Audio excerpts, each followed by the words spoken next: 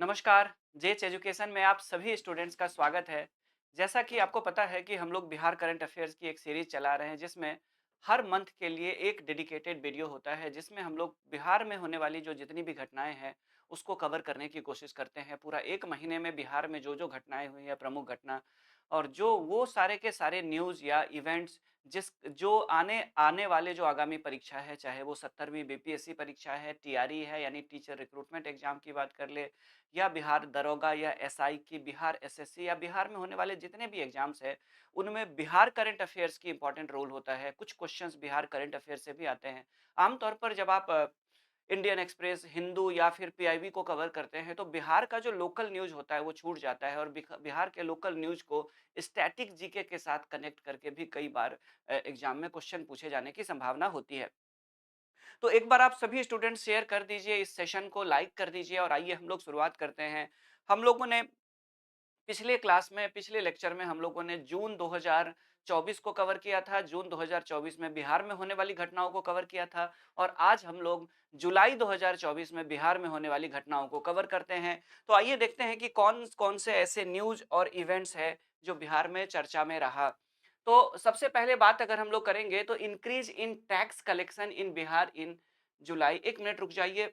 अ, हम लोग जुलाई को कवर करने वाले, अप्रैल तो आप लोग का हो गया है। तो चलिए हम लोग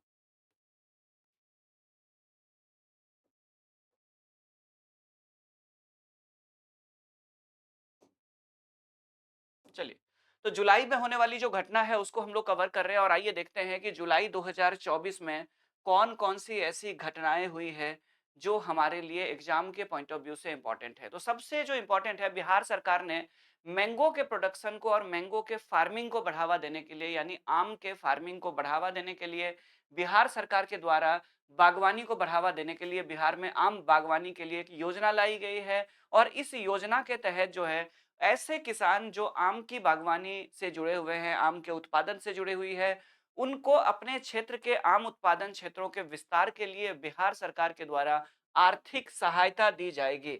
और ये जो आर्थिक सहायता होगी, वो इसके तहत जो देखें तो राज्य आम विकास योजना के तहत दी जाएगी और इसके लिए जो बिहार सरकार है, बिहार सरकार प्रति हेक्टेयर के हिसाब से 60,000 रुपए प्रदान करेगी।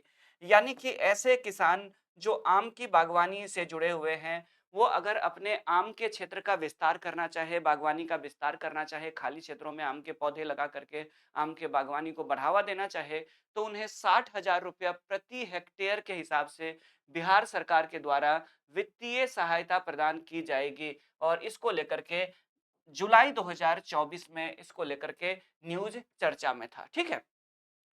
तो इस तरह से 60,000 प्रति हेक्टेयर के हिसाब से बिहार सरकार आम उत्पादन करने वाले जो किसान हैं, उनको अगर अपने क्षेत्रों का आम उत्पादन क्षेत्रों का विस्तार करना है, तो सरकार उनको आर्थिक सहायता प्रदान करेगी।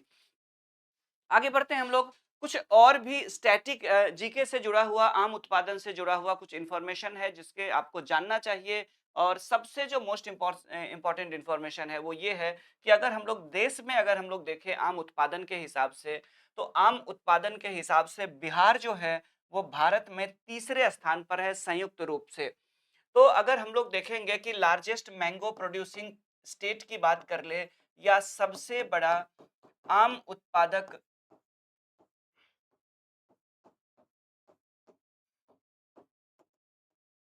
स्टेट्स की बात कर ले, सबसे बड़े आम उत्पादक राज्यों की बात कर ले, तो भारत में नंबर 1 पे है उत्तर प्रदेश यानी यूपी नंबर 1 पे है। सबसे बड़ा या शीर्ष आम उत्पादक राज्य उत्तर प्रदेश पहले स्थान पर है। दूसरे स्थान पर अगर हम लोग देखेंगे तो आंध्र प्रदेश है। सेकंड स्थान पर, सेकंड रैंक पर कौन है? तो सेकंड रैंक पर है आंध्र प्रदेश और उसके बाद जाकर के संयुक्त रूप से अगर आप देखेंगे तो संयुक्त रूप से तीसरे स्थान पर 2 राज्य है। एक राज्य कर्नाटका, लगभग दोनों का बराबर ही उत्पादन होता है और दूसरा अगर देखें संयुक्त रूप से तीसरे स्थान पर वो है बिहार। तो इस तरह से बिहार भारत का तीसरा सबसे बड़ा आम उत्पादक राज्य बन चुका है। तो टॉप 3 ये है आम उत्पादक में। हालाँकि बिहार का जो मैंगो है, वो अपने विशेष फ्लेवर के लिए जानी जाती है, इसीलिए उसकी भारत ही नहीं बल्कि विदेशों में भी बहुत ज़्यादा माँग है। भले ही बिहार भारत में तीसरे स्थान पर है। अगर हम लोग सबसे बड़े आम उत्पादक लार्जेस्ट मैंगो प्रोड्यूसिंग कंट्री की बात कर ले, सबसे बड़े आम उत्पादक देशों की बात कर ले, तो ये भी डाटा आपको जानना चाहिए। लार्जेस्ट मैंगो प्रोड्यूसिंग कंट्री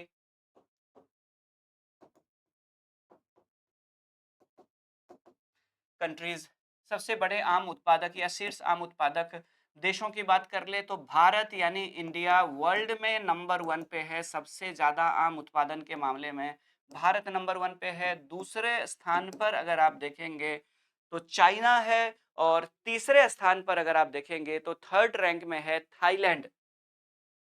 ठीक है, तीसरे स्थान पर अगर हम लोग बात करें तो तीसरे स्थान पर जो है वो है थाईलैंड। तो इस तरह से आपने देखा कि भारत अगर देखें तो वर्ल्ड में मैंगो का सबसे लार्जेस्ट प्रोड्यूसिंग कंट्री है। थोड़ा सा और इंफॉर्मेशन जान लेते हैं आइए उसको लेकर के। तो बिहार में अगर हम लोग देखें तो बिहार में लगभग हर साल जो है वो 15.8 लाख मीट्रिक टन आम का उत्पादन हो रहा है। बिहार के कुछ आम वर्ल्ड फेमस भी है। अगर हम लोग देखें तो उन वर्ल्ड फेमस आमों में अगर हम लोग देखें तो बिहार के कुछ आमों में दुधिया मालदा, जिसको मालदा या दुधिया मालदा कहा जाता है, उसके बाद जाकर के जर्दालू और आम्रपाली जो साल में 2 फसल देती है, 2 बार फल आते हैं पेड़ों पे, ये तीनों आम। उसके अलावा भी बिहार के कई सारे आम फेमस है। जर्दालू आम की बात कर ले तो जर्दालू आम भागलपुर के क्षेत्र से शुरू हुआ था। सबसे पहले इसकी कलम वहीं पे तैयार की गई थी और इसे जीआई टैग भी प्राप्त हो चुका है और लंदन तक में इसका निर्यात किया जाता है। ये जर्दालू आम ही आपको दिखाई दे रहा होगा यहाँ पे, ठीक है। उसके अलावा देखें तो बिहार से ब्रिटेन, मध्य पूर्व और न्यूजीलैंड को ताजे आम का निर्यात किया जा रहा है। और इन सब के निर्यात में अगर आप देखेंगे तो अपेडा का बहुत बड़ा योगदान होता है। Agriculture and processed food products export development authority है, जिसको अपेडा कहा जाता है, भारत सरकार की एक इकाई है और इसका बहुत बड़ा योगदान है बिहार से आम के निर्यात में।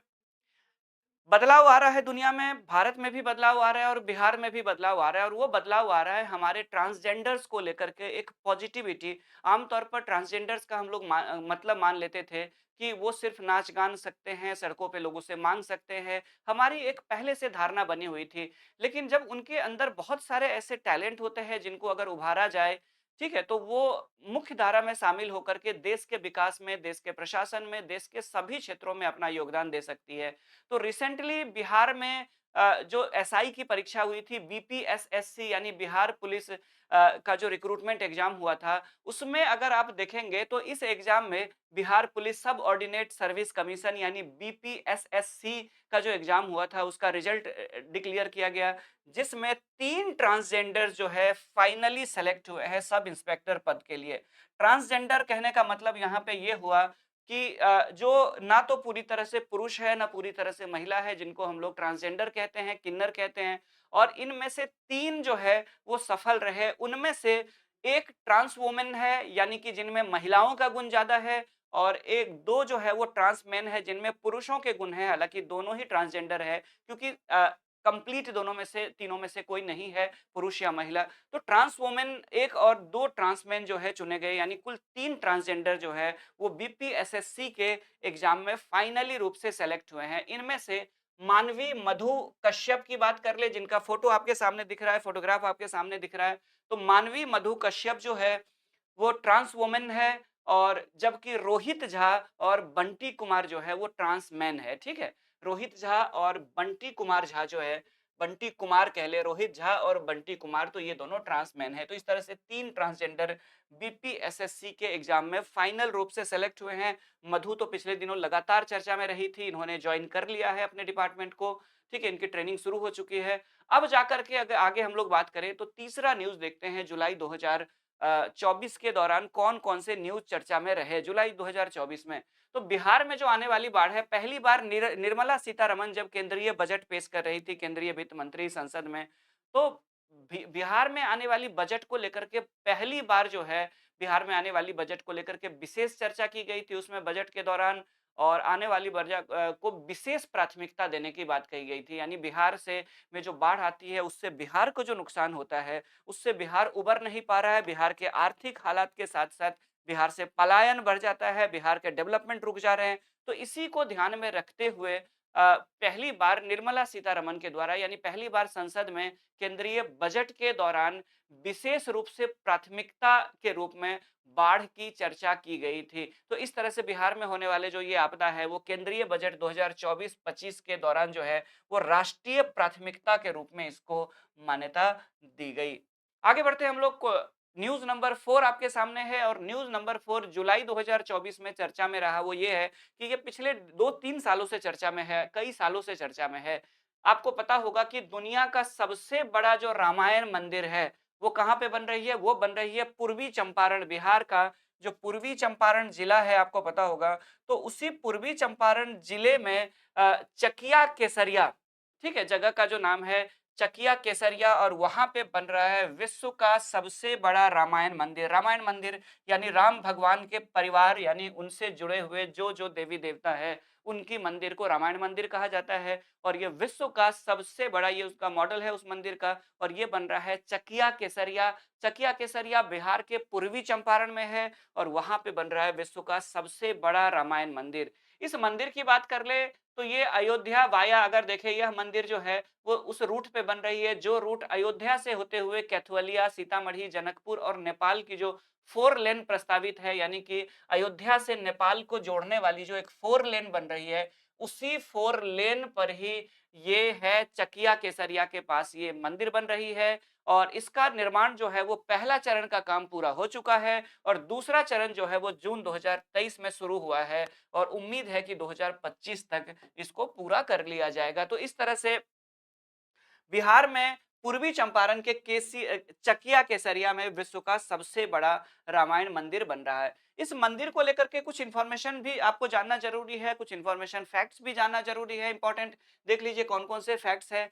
तो ये मंदिर जो है वो लगभग 3.76 लाख स्क्वायर फीट के क्षेत्र में फैला हुआ है यानी 3.76 लाख वर्ग फीट क्षेत्र में फैला हुआ है। 3 मंजिला ये मंदिर होगी जिसकी टोटल बजट अगर आप देखेंगे तो 500 करोड़ रुपए के लागत से बनाई जाएगी। इस मंदिर के आकार की बात करें तो वर्तमान में जो राम जन्मभूमि अयोध्या में जो मंदिर है उस मंदिर से आकार में ये मंदिर 3 गुना अधिक बड़ा होगा। तो ये अपने आप में बहुत बड़ी बात है। आगे बढ़ते हम लोग देखते हैं अगर इस मंदिर की बात करें तो इसका जो गर्भगृह होगा उसमें शिवलिंग को भी भगवान शिव को भी स्थापित किया जाएगा और भगवान शिव की 33 फीट यानी 33 फीट ऊंचाई वाली एक शिवलिंग को यहाँ पे एस्टैब्लिश किया जाएगा। टोटल अलग-अलग देवी-देवताओं के जैसा मैंने कहा कि रामायण मंदिर का मतलब हुआ कि भगवान प्रभु श्री राम से जुड़े हुए जितने भी देवी-देवता हैं, उन सभी को यहाँ पे स्थापित किया जाएगा और टोटल 22 गर्भगृह बनाए जाएँगे यानी 22 अलग-अलग देवी-देवताओं के गर्भगृह यानी मंदिरों का प्रांगण बनाया जाएगा, जहाँ इन देवी-देवताओं को अलग-अलग देवी-देवताओं को स्थापित किया जाएगा। टोटल मंदिर में 12 शिखर होंगे, ये सब कुछ इन्फॉर्मेशन है जिनको जानना चाहिए और प्रत्येक शिखर के जिसमें से जो सबसे मेन शिखर होगी, उसकी ऊँचाई जो होगी वो 270 फीट होगी और इस मंदिर में को बेसिकली अगर देखें तो इंस्पिरेशन जो इस मंदिर को बनाने के लिए मिला है, वो कंबोडिया में आपको पता होगा वर्ल्ड हेरिटेज साइट है, कंबोडिया का अंकोर वाट मंदिर जो कि भगवान राम से ही जुड़े हुए मंदिर है, रामायण मंदिर की से ही जुड़ा हुआ मंदिर है। उसके बाद तमिलनाडु का अगर आप देखेंगे तो तमिलनाडु का रामेश्वरम रामनाथ स्वामी मंदिर और उसके बाद मदुरई के मीनाक्षी सुंदरेश्वर मंदिर 3 ऐसे मंदिर है। इन्हीं सभी मंदिरों से प्रभावित हो करके इसकी वास्तुकला बनाई गई है, वास्तुकला को डिजाइन किया गया है इस मंदिर को और ये मंदिर जो है वो प्रभावित है किससे? तो कंबोडिया के अंकोर वाट मंदिर से, तमिलनाडु के रामेश्वरम के रामनाथ स्वामी मंदिर से और मदुरई के मीनाक्षी सुंदरेश्वर मंदिर से प्रेरित होकर के इसकी वास्तुकला तैयार की गई है। ठीक है? तो बन कहाँ पे रहा है ये केसरिया चकिया यानी कि ये कहाँ पे बन रही है? तो ये बन रही है पूर्वी चंपारण में रामायण मंदिर जो कि अयोध्या के मंदिर से प्रभु श्री राम की जन्मभूमि के मंदिर से 3 गुना ज़्यादा बड़ा होगा। आगे बढ़ते हैं हम लोग न्यूज़ नंबर 5 आपके सामने है और न्यूज़ नंबर 5 आपके सामने है कि demand for minimum support price for MSP यानी मखाना के लिए न्यूनतम समर्थन मूल्य की घोषणा की गई है, मतलब मांग की गई है। बिहार सरकार चाहती है कि मखाना का आने वाले समय में अगर लगातार उत्पादन बढ़े, ठीक है? मखाना का अगर लगातार उत्पादन बढ़े तो ऐसा ना हो कि मखाना का प्राइस गिर जाए। तो जिस तरह से अन्य फसलों के लिए सरकार के द्वारा टोटल लगभग 23 फसलों के द्वारा के लिए सरकार के द्वारा अलग-अलग खरीफ, रबी और अन्य फसलों के लिए जिस प्रकार के न्यूनतम समर्थन मूल्य की गारंटी देती है, यानी बाजार में अतिरिक्त उत्पादन की स्थिति में किसी भी स्थिति में किसान को उतना प्रॉफिट हो उतना में हम खरीद लेंगे। अगर आपको ज़्यादा प्राइस मिलता है तो आप मार्केट में बेच सकते हैं। इस तरह की गारंटी सरकार प्रदान करती है किसानों को फसलों के बुआई से पहले, ताकि किसानों के अंदर विश्वास बना रहे और किसान खेती करने के लिए मोटिवेट हो, यानी कि उनको कहीं भी ऐसा ना हो कि उनको घाटा हो खेती करने के बाद। तो इस बात की गारंटी सरकार देती है, जिसको न्यूनतम समर्थन मूल्य या मिनिमम सपोर्ट प्राइस कहा जाता है। और भारत में अगर आप देखेंगे तो साल में सरकार जो है वो खरीफ के लिए भी, रबी के लिए और अन्य फसलों के लिए भी इस तरह के न्यूनतम समर्थन मूल्य की घोषणा की जाती है सरकार के द्वारा। तो बिहार सरकार के द्वारा मखाना को लेकर के, हालांकि मखान बहुत ज्यादा एक्सपेंसिव है, मार्केट में अच्छे दामों में, कीमतों में बिक जाता है, बावजूद अगर भविष्य में इसका उत्पादन बहुत ज्यादा बढ़ा तो ऐसा ना हो कि किसान को इससे घाटा होने लगे और किसान जो है वो इसके खेती से विमुख होने लगे। इसीलिए राज्य सरकार चाहती है कि किसानों को गारंटी मिले कि हम इसका उत्पादन आप जारी रखिए, और आप अगर इसका उत्पादन जारी रखेंगे तो इससे कोई आपको दिक्कत नहीं होगी, हम मिनिमम प्राइस पे खरीद लेंगे। इस तरह की गारंटी चाहती है राज्य सरकार सेंटर से, और इसीलिए बिहार सरकार ने केंद्र से मखाना के लिए मिनिमम सपोर्ट प्राइस यानी एमएसपी को घोषित करने का आग्रह किया है। अब मखाना को लेकर के कुछ इंफॉर्मेशन हम लोग जान ले तो बिहार अगर देखेंगे तो भारत का बेसिकली, हालांकि बिहार का मूल बीज नहीं है, साउथ ईस्ट एशिया यानी दक्षिण पूर्व एशिया से ये दरभंगा महाराज के समय जो है वो बिहार में मिथिला के क्षेत्र में मखाना को लाया गया था, और धीरे धीरे यहाँ के लोगों ने पसंद किया इसकी खेती। यहाँ के तालाब, जिसको पोखर कहते हैं यहाँ के लोग, मिथिला के लोग, तो यहाँ की जो पोखर वगैरह सब थी, जलकर वगैरह सब थी, वहाँ बहुत ज्यादा अनुकूल था मखाना के लिए। तो वहाँ पे मखाना का बड़े पैमाने पर फार्मिंग हुई और धीरे धीरे मिथिलांचल की पहचान ही बन गई मखाना को लेकर के। तो आज बिहार की अगर हम लोग बात कर ले तो देश में मखाना के उत्पादन में अगर आप देखेंगे तो देश में मखाना के उत्पादन में स्टेट्स को ले ले तो सबसे ज्यादा अगर आप देखेंगे तो नंबर 1 बिहार है, और बिहार देश का लगभग 80 से 85% मखाना का उत्पादन अकेले बिहार करता है। और अन्य स्टेट की बात कर ले, अदर स्टेट की बात कर ले, तो अदर स्टेट्स इंडिया में है मखाना के लिए, वो है वेस्ट बंगाल यानी पश्चिम बंगाल, असम, और उसके बाद जाकर के त्रिपुरा। तो वेस्ट बंगाल, असम और त्रिपुरा अन्य उत्पादक राज्य है मखाना का।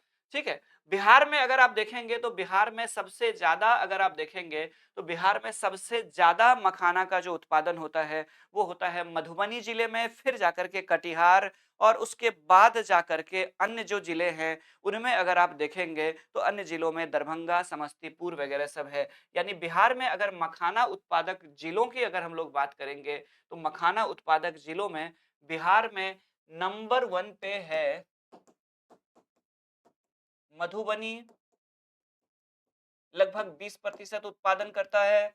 नंबर 1 पे मधुबनी, दूसरे स्थान पर कटिहार है, और उसके बाद जाकर के अन्य जो है वो है जिनके घटते बढ़ते रहते हैं रैंक, दरभंगा, समस्तीपुर इत्यादि। ठीक है। तो ये बिहार के प्रमुख जिले हो गए, और इंडिया में सबसे ज्यादा मखाना का उत्पादन बिहार में होता है।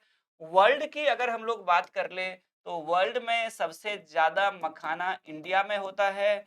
इंडिया के बाद अगर आप देखेंगे मखाना के उत्पादन में, तो इंडिया के बाद मखाना के उत्पादन में चाइना और ताइवान का स्थान है। चाइना और उसके बाद जाकर के ताइवान का स्थान है। ठीक है। तो चाइना और उसके बाद जाकर के ताइवान का स्थान है मखाना को लेकर के। अब मखाना को लेकर के कुछ और इंफॉर्मेशन जानते हैं। बिहार के मिथिलांचल क्षेत्र में अगर आप देखेंगे तो मखाना से लगभग 10 लाख लोग प्रत्यक्ष और अप्रत्यक्ष रूप से जुड़े हुए हैं। चाहे मखाना की खेती करना हो, उनके प्रोसेसिंग से जुड़े हुए, उनके ढुलाई से जुड़े हुए, उनके थोक और खुदरा बिक्री से जुड़े हुए लोगों की बात करें तो 10 लाख से अधिक लोग जो है जुड़े हुए हैं। किससे? डायरेक्ट और इनडायरेक्ट मखाना से जुड़े हुए। बिहार के लगभग अगर देखेंगे तो 10 जिलों में इसका मखाना की बागवानी या खेती की जाती है। आमतौर पर ये तालाबों में, ये एक जलीय पौधा है जिसको तालाबों में लगाया जाता है, और इसके जो बीज होते हैं इन बीजों को इकट्ठा करके और उनको एक तरह से जैसे पॉपकॉर्न को तैयार किया जाता है उसी तरह से इसे तैयार किया जाता है। हालांकि इसका प्रोसेस थोड़ा अलग है पॉपकॉर्न से। ठीक है। इसे पीट करके इसके जो मजबूत खोली होती है उसको तोड़ा जाता है भुनने के दौरान, जिससे वो बड़े होकर के बड़े बड़े साइज आकार में फूटने के बाद पॉपकॉर्न की तरह फैल जाता है। ठीक है। तो राज्य के दरभंगा में अगर देखें तो इसको और ज़्यादा रिसर्च करने के लिए पिछले दिनों खास करके बिहार में जब पहली एग्रीकल्चर रोड मैप लागू किया गया था, उसके बाद से मखाना के उत्पादन में कई गुना वृद्धि हुई है। बिहार के दरभंगा जिले में आईसीएआर के द्वारा राष्ट्रीय अनुसंधान केंद्र मखाना को लेकर के जो नेशनल रिसर्च सेंटर बनाई गई है, जहाँ पे आईसीएआर के सहयोग से यहाँ पे मखाना अनुसंधान केंद्र बनाई गई है। दरभंगा में देख लीजिए रिसर्च सेंटर फॉर मखाना, ये दरभंगा में है और आईसीएआर के सहयोग से बनाई गई है। मखाना की बात करें तो एक जलीय फसल है जो बेसिकली तालाबों में उगाई जाती है। ये देख लीजिए इनके जो छोटे-छोटे बीज होते हैं, उन्हीं बीजों को इकट्ठा करके उनको आग में भूना जाता है और उसके दौरान उसको पीटा जाता है, जिससे उसकी ऊपर की मजबूत खोली जो होती है वो गर्म के दौरान होने के बाद जब उसको पीटते हैं लकड़ी के मूसल से तो वो फूट जाती है और फूटने के बाद वो पॉपकॉर्न की तरह बड़े-बड़े साइज की हो जाती है, ठीक है? तो इसका वनस्पतिक नाम अगर देखेंगे तो यूरिले फेरोक्स सालिसम इसका बॉटेनिकल नेम है।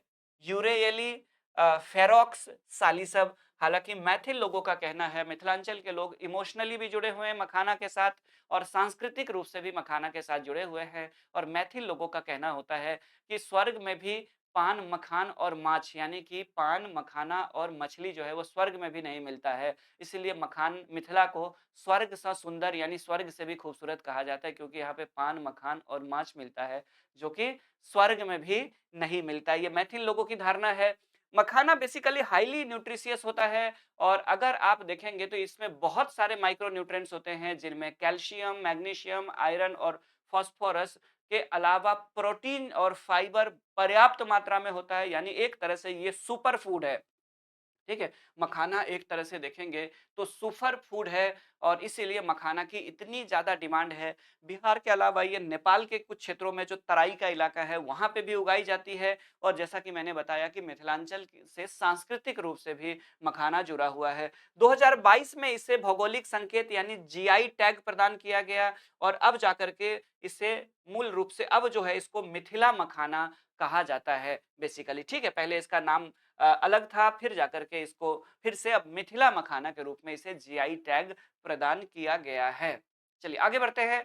ये क्लियर हो गया कि एक लंबे समय से जब लालू जी सत्ता में आए थे, बिहार के सत्ता में आए थे, बिहार में मुख्यमंत्री बने थे, तो 90 के दशक में उसी समय से बिहार को विशेष राज्य का दर्जा दिए जाने की एक लंबे समय से मांग होती रही थी और मांग का ये मकसद था कि आज़ादी के बाद देश के अलग-अलग क्षेत्रों में अलग-अलग भौगोलिक वातावरण था। कहीं कोई क्षेत्र बाढ़ प्रभावित था, कोई सूखा, कोई वनीय क्षेत्र था, कोई आदिवासी क्षेत्र था, कोई अंतर्राष्ट्रीय सीमा से लगने वाला क्षेत्र था, जिसकी वजह से कहीं पे प्राकृतिक आपदा बड़ी मात्रा में आती थी और इन सब कारणों से आज़ादी के दौरान भी वो पिछड़ा हुआ था। इन सब को ध्यान में रखते हुए गॉडगिल फार्मूला के तहत आपको पता है कि कई राज्यों को विशेष राज्य का दर्जा दिया गया था और जिसके तहत उन्हें 90% केंद्र से जो मिलने वाली जो राशियाँ हैं, उसका 90% अनुदान के रूप में दी जाती थी और 10% जो इनको लोन के रूप में या खर्च के रूप में दी जाती थी, जो सेंटर को उनको वापस करना होता है।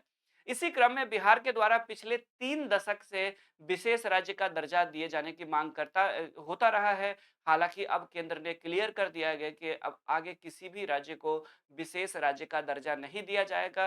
हालाँकि बिहार के लिए विशेष पैकेज की बात ज़रूर की गई है। तो जुलाई 2024 में सर्वदलीय बैठक बुलाई गई थी, केंद्र सरकार ने बुलाई थी और उसमें बिहार को विशेष राज्य का दर्जा दिए जाने के जो प्रस्ताव थी, जो माँग थी, उसको ठुकरा दिया गया। हालाँकि ये संभावना थी कि जिस तरह से चुनाव के लोकसभा चुनाव के बाद नीतीश कुमार जी जो कि बिहार के मुख्यमंत्री हैं, उन्होंने जो जिस तरह से बीजेपी को समर्थन दिया था केंद्र में और जिस तरह से खुले समर्थन की घोषणा की थी चंद्रबाबू नायडू के द्वारा, तो उनको उम्मीद थी कि केंद्र सरकार के द्वारा उनको विशेष राज्य का दर्जा दिया जाएगा। हालाँकि सर्वदलीय बैठक में इस मांग को ठुकरा दिया गया। अब कौन-कौन से की फैक्ट्स हैं, उन तथ्यों को आइए हम लोग जानते हैं। तो विशेष राज्य का अलग देने की एक लंबे समय से मांग होती रही है। 14-15 की बात कर लें तो 2014-15 तक टोटल 11 राज्यों को, उसके बाद कोई राज्यों को नहीं दिया गया। टोटल 11 राज्यों को विशेष राज्य का दर्जा दिया जा चुका था और विशेष राज्य का दर्जा किसी नए राज्य को अभी वर्तमान में नहीं दिया जा रहा है। 2014-15 के बाद से किसी भी राज्य को विशेष राज्य का दर्जा नहीं दिया गया है। अब शुरुआत कब से हुई थी इसको स्पेशल स्टेटस देने का? तो शुरुआत 1969 में एनडीसी के द्वारा यानी नेशनल डेवलपमेंट काउंसिल यानी राष्ट्रीय विकास परिषद की बैठक के दौरान चर्चा की गई थी। और इसमें जो डी.आर. गॉडगिल समिति बनी थी, इस समिति का काम था कि जो संसाधन है, जो रिसोर्स है, उसमें सेंटर और स्टेट के बीच जो बँटवारा होगा, उसका रेशियो या अनुपात क्या होगा, इसको लेकर के डी.आर. गाडगिल कमि समिति बनाई गई थी। और केंद्र से जो वित्तीय सहायता राज्यों को दी जाएगी, उसमें उन सहायता में कितना अनुदान के रूप में होगा और कितना जो है वो कर्ज के रूप में होगा, इसको लेकर के फॉर्मूला तय करने के लिए डी.आर. गाडगिल समिति बनाई गई थी। और इसी गाडगिल फॉर्मूला के दौरान ही कुछ राज्यों की वित्तीय स्थिति ज्यादा खराब थी, फाइनेंशियल कंडीशन, और इसीलिए कुछ राज्यों को विशेष राज्य का दर्जा दिए जाने की सिफारिश की गई थी। हालांकि बिहार एक लंबे समय से मांग करता रहा है, उनके कई सारे शर्तें हैं। अगर किसी स्टूडेंट को स्पेशल स्टेटस का अगर पढ़ना है कि बिहार को विशेष राज्य का दर्जा जो मांग किया जा रहा था लंबे समय से, तो उसको लेकर के मैंने एक वीडियो पूरी डिटेल में बनाई हुई है। और उसमें बिहार के विशेष राज्य के दर्जा को लेकर के क्या क्या शर्तें होती है, क्या-क्या शर्तें बिहार पूरा करता है, उसको लेकर के पूरा डिटेल में मैंने वीडियो बनाया हुआ है। उसका मैं डिस्क्रिप्शन बॉक्स में उस वीडियो का लिंक दे दूँगा, वहाँ से आप स्पेशल स्टेटस को लेकर के पूरी डिटेल में आप उसको पढ़ सकते हैं, ठीक है? तो एक और इन्फॉर्मेशन आप लोग को दे दूँ कि आप ही लोगों का चैनल है जेएच एजुकेशन, और इसी नाम से रवि कुमार झा जेएच एजुकेशन नाम से एक एंड्रॉइड ऐप बनाई गई है, मोबाइल एप्लीकेशन बनाई गई है, एंड्रॉइड ऐप बनाई गई है, जिसका मैं लिंक आप लोगों को यहाँ पे शेयर कर दूँगा डिस्क्रिप्शन में, जहाँ से आप उस लिंक पे क्लिक करके उस ऐप को डाउनलोड कर सकते हैं।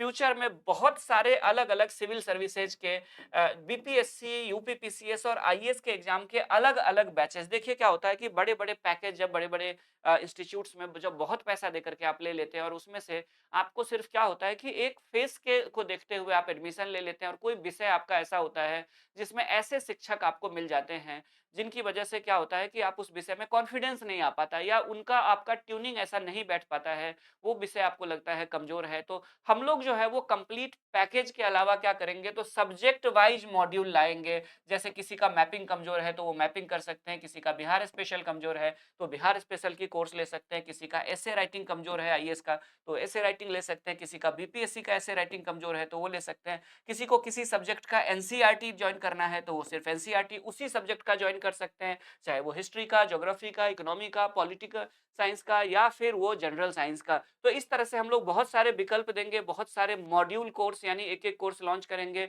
और ये कोर्स जो है वो एकदम से बहुत सस्ता होंगे, जिसको आप आसानी से इस कोर्स में एनरोलमेंट करके आप अपना कोई इंडिविजुअल अगर एक सब्जेक्ट कमजोर है या विश्वास नहीं बन रहा है तो उस सब्जेक्ट को आप ठीक कर सकते हैं। तो आप लोग जरूर डिस्क्रिप्शन बॉक्स में जो लिंक मैं दे रहा हूँ उससे आप जरूर डाउनलोड करेंगे। JH education, Ravi Kumar Jha JH education Android app को आप जरूर डाउनलोड करेंगे। एक बार आप सभी लोग सेशन को लाइक कर दीजिए और शेयर कर दीजिए अपने दोस्तों के साथ, और मिलते हैं अगले वीडियो में फिर इसी तरह का कोई इंफॉर्मेटिव वीडियो लेकर के। Thank you, have a nice day. जय भारत।